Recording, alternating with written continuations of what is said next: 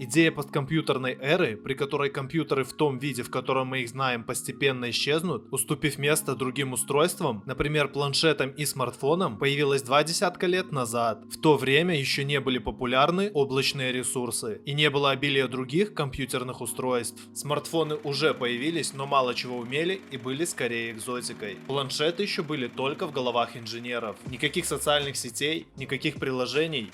Но многие уже задумывались, куда приведет нас развитие технологий. И вот на дворе 2021 год, а мы так и не живем в мире без персональных компьютеров. Или наоборот, уже живем. Незаметно для себя мы переместились в эпоху, где умными стали не только телевизоры, но даже чайники и пылесосы. А все дело в том, что для большинства людей на планете смартфоны стали воплощением возможностей компьютера. Смартфон позволяет общаться, играть в игры, смотреть фильмы, слушать музыку, читать книги, следить за новостями и участвовать в видеоконференциях. То есть смартфон практически позволяет нам жить в полном понимании смысла этого слова. Все это приводит нас к тому, что персональные компьютеры рано или поздно все же исчезнут из нашей жизни, отдав свои функции другим устройствам. И вот почему. Компьютеры занимают место. Компьютеры, а точнее их системные блоки, нужно где-то ставить. Да, производители мебели уже давно освоили проектирование и создание специальных компьютерных столов, в которых предусмотрено место для ящика. Но в интерьере он смотрится неважно. К тому же шумит своими вентиляторами и собирает пыль. Конечно, даже если персональные компьютеры исчезнут вовсе, где-то в подвале или кладовке все равно будет стоять домашний сервер, управляющий всеми домашними устройствами. Но, как и стиральная машина, например, он будет спрятан подальше от глаз. А как же моноблоки, спросите вы? Но моноблоки не дешевые, и как любое другое устройство класса «все в одном», страдают от невысокого уровня ремонтоспособности и возможности модернизации у них ограничены. Вы не сможете, например, просто взять и заменить диагональ экрана на другую. Производительность смартфонов уже сравнялась с производительностью компьютеров. Еще 10 лет назад, когда появились первые мобильные процессоры с тактовой частотой 1 ГГц, никто не мечтал о том, что когда-нибудь производительность смартфона сравняется с компьютерами. Сегодня это уже данность. Смартфоны научились записывать видео с разрешением 8К или вести одновременную видеозапись с двух камер одновременно. Или тот самый недавно вышедший iPad Pro на M1, который переплюнул MacBook. Это все говорит о том, что производительность смартфонов или планшетов для большинства пользователей уже является избыточной. Все это еще больше снижает потребность человечества в персональных компьютерах, оставляя им только функцию рабочих инструментов. Но и тут смартфонам есть что сказать. Настоящая работа ушла в облака. Раньше как было? У всех были компьютеры, на которых хранились фотографии, фильмы, музыка,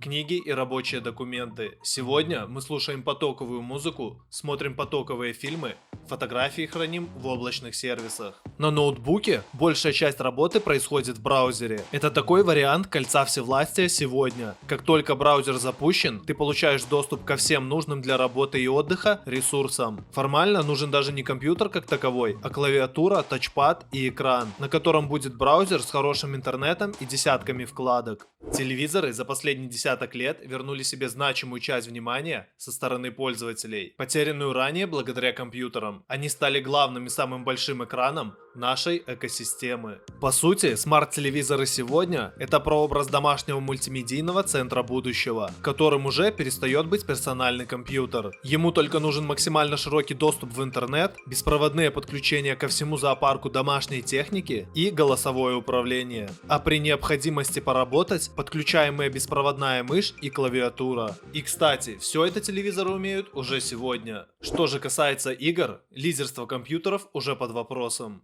Несмотря на то, что значимая часть компьютерных игр сегодня выпускается для привычных нам компьютеров, вектор развития игр сместился в мобильные устройства. Популярности даже профессиональному киберспорту для мобильных устройств добавляет низкий порог входа. Для игры не нужна система за несколько тысяч долларов, достаточно смартфона за 3-4 сотни баксов, который легко поместится в кармане. Наша жизнь конечна, а время невосполнимый ресурс. Поэтому то, на что мы ее тратим, это по-настоящему важно. Время, которое человечество проводит за мобильными играми, неизбежно выше, чем в случае со стационарными компьютерами. По той простой причине, что большинство игр позволяют провести короткую игровую сессию в любом месте, в любой свободный промежуток времени. В итоге останутся либо мобильные игры для короткого времяпровождения, либо игры для большого экрана дома. И вот, в перспективе 10-20 лет я очень не уверен, что домашний компьютер для игр не вытеснит либо игровая приставка, либо какой-то домашний мультимедийный сервер, к которому будут подключаться разные пользователи и разные экраны, клавиатуры и геймпады. В конце концов, многие уже играют со смартфона на большом экране домашнего телевизора. Помимо того, что смартфоны постоянно наращивают свою производительность, они уже сегодня способны обеспечивать бесшовную работу на большом экране. Эта концепция появилась с первыми поколениями Android смартфонов, но до последнего времени все еще не получила большого распространения. Дальше всех, видимо, в этом вопросе продвинулась компания Samsung со своим приложением DeX. Сегодня это можно использовать, например, для презентаций. Открыть на смартфоне файл с презентацией, подключиться к проектору и вуаля! Но по-настоящему смартфоны вытеснят компьютеры, когда появятся унифицированные способы подключения, позволяющие легко и быстро в любой точке мира совместить свой смартфон с телевизором, клавиатурой и мышью. Только представьте этот новый дивный мир. Вы приезжаете в любой отель мира или заходите в кафе, или просто в магазин на автозаправке, кладете смартфон на коврик беспроводной зарядки, берете в руки лежащую тут же клавиатуру и работаете или играете на большом экране телевизора. Понятие персонального компьютера сместится в сторону смартфона, который будет личным персональным устройством для каждого. До этого еще далековато, но в будущем новые интерфейсы сделают персональные компьютеры просто ненужными. Хотя клавиатуры будут с нами еще долго, но интерфейсы взаимодействия с компьютерами будут претерпевать неизбежные изменения. Хотя бы потому, что прогресс не стоит на месте, а мы все еще пользуемся интерфейсами, придуманными 30 лет назад. Уже сейчас компьютеры способны отлично распознавать голосовые запросы и выполнять поиск. Голосовые сообщения тоже набирают обороты, а в смартфонах появляется функция управления жестами. Но пока что самый большой прогресс в интерфейсах нам принесло появление сенсорных экранов, управляемых с помощью жестов пальцами. И да, все эти жесты выглядят неуместно на традиционных компьютерах в подавляющем большинстве случаев. То есть компьютерная техника развивается, а старые компьютеры лишены всех этих способностей. Каких-то прорывов в этой сфере мы не наблюдаем, хотя их обещают каждый год. Но и рано или поздно человечество придет к управлению компьютерными системами с помощью мысли. Точнее, благодаря сигналам, которые будут считываться напрямую из мозга с помощью имплантов. Первые эксперименты уже, как известно, ведутся. Например, тот же нейролинк Маска. И это отнюдь не превратит человечество в каких-то киборгов, как могут представить себе впечатленные поклонники теории заговора. Начнется все с медицинских показаний, позволяющих бороться с реальными проблемами и заболеваниями. И только потом уже сдвинется в сторону расширения функциональных возможностей. Начиная с самых простых. Например, прием звонков. Когда перед глазами появится имя человека, который тебе звонит, и ты силой мысли сможешь поднять трубку. К чему это может потенциально привести, остается только гадать.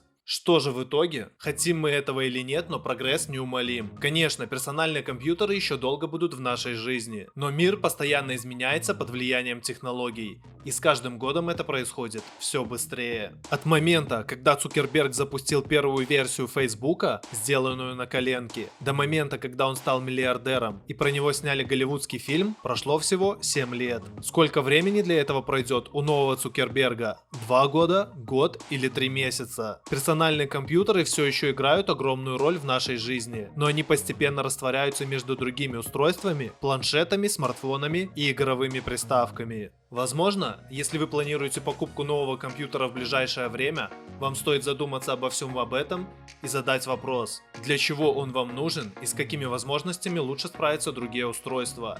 Телевизоры, планшеты и смартфоны. Не забудь подписаться на канал и поставить лайк, и да пребудут с тобой инновации.